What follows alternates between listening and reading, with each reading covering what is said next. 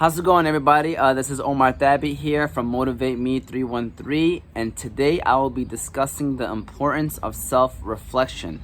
I believe each individual should look into self-reflecting almost every day. I think this is something that someone should be doing every day, depending on whatever it is that you're doing. Because in my opinion, you can't achieve growth unless you learn how to master the skill of self-reflecting. After each day, you have to ask yourself, and this is one of the questions you have to ask yourself, what can you do to be a better you?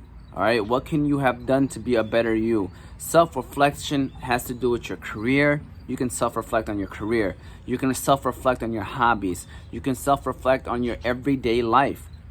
It's important for you to, look at the bad things and see how you can get better for growth.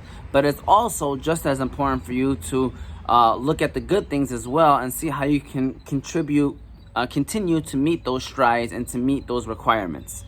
And I'm gonna give you some examples of self-reflecting on your career and on your everyday life and on your hobbies. So, self-reflecting on your career, let's start off with that. Me, I'm a PE teacher. So after each lesson, after each day that I teach, I ask myself, what can I have done differently? Did I meet all my students' needs? Did they understand the objective? Did they understand what it is I was trying to teach them? And if the answer is no, then I ask myself, what can I have done differently? I reflect on the day and I say, okay, at this moment, I should have done this instead of this.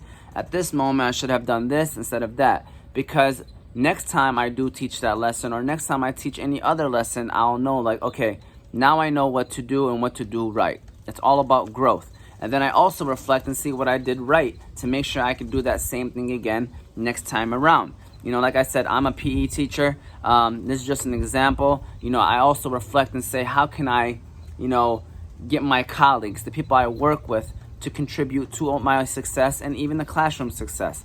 Always think of ways to grow. That's what self-reflecting does for you. It makes you think about the things that you do right and wrong and how you can grow and continue to grow. I'm going to give you now examples of self-reflecting on some of your hobbies. Me, I play sports. So every time I play sports, I ask myself, if I lose, what can I have done differently? Was I a good teammate? Did I make the right pass? Did I take the right shot? If we're talking about basketball here, and then if we win, great. What did we do right? Ask myself, hey, when we made this pass, when we made that shot, that was a right decision. Make sure you make that same decision next time around. A big thing that I do now, is less playing, more coaching. Personally, me, this is where a lot of my self-reflecting happens, because I always ask myself, how can I get better as a coach? And that's with everything, but, specifically being a coach, because, I really have a strong passion into that. So when I ask myself this question after every game, no matter if we win or lose, I ask myself, what did I do right? What did I do wrong? What did the team do right? What did the team do wrong? So I can learn, and then next practice, we can practice on the things that we may have not done right.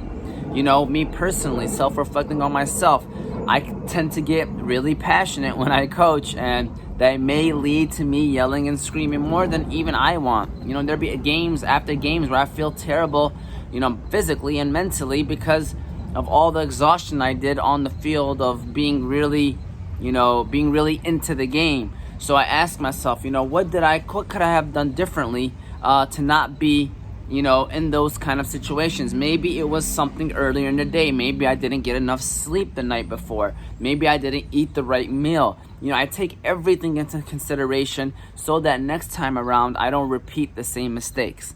That's what self-reflection is. And let me give you now some examples of self-reflecting on everyday life. Being a better husband, I ask myself, okay, how can I be a better husband to my wife? Being a better person, being a good person. What have I contributed to society on a daily basis? Did I help somebody in need? Did I, make a phone call to somebody? Did I assist someone that needed help in any way? I ask myself, how can I be a better person? Donating time, donating money, and just being a better father. I ask myself, what does my daughter struggle with, and how can I help her with whatever it is that she's struggling? I know she's still 2 years old, but hey, maybe teaching her the alphabet, maybe teaching her some numbers on a daily basis so that when she starts going to school, she kind of already has that in her back pocket. Always ask yourself questions, so that you can continue to grow as a person. When people say that education is the key to the future, it's not just about what you learn in school, it's also about what you learn about yourself every single day. Educate yourself on yourself. Before you can help others, actually look yourself in the mirror and ask yourself, am I the person I want other people to portray me as? And if the answer is no, then ask yourself, what is it that you're doing that's not allowing you to get to where you want to be? You know, my principal asked me a great question.